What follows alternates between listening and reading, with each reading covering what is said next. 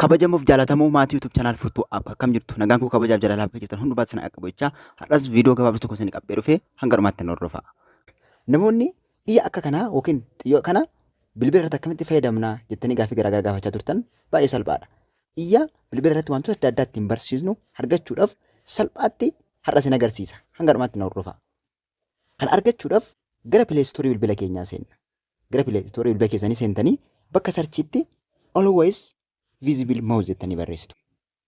Always visible mouse jettanii bakka sarchiitti barreessitu. Play Store keessan keessa seentanii jechuudha yookiin Play Store app keessa seentanii. Akkuma barreessitaniin sarchi gootu. Gaafa sarchi gootan akkanatti isinii fida. Gosa hedduutu jira. Isin garuu lammaffaarra kan jiru kanarratti kilik godhattanii install gootu. Install gootu. Ani install waan godhadhee jiruuf install gootu. Akkanatti install godhattu. Install edda godhattaniin booda open gootanii yookiin bantanii gara keessa isaatii seentu. Gara keessaatti seentu. Gara keessaatti akkuma seentaniin permishinii garaagaraa isin gaafata. Waan isin gaafatu hundumaa alloo jettuun yookiin ni eeyyamtuuf. Permishinii isin gaafatu hundumaa ni eeyyamtuuf.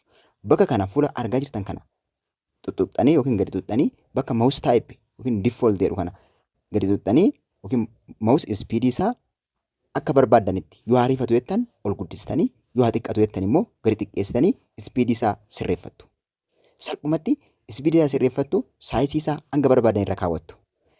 Irra kana gootaniin booda kalarii isaa kalarii barbaadanitti jijjiirrattu.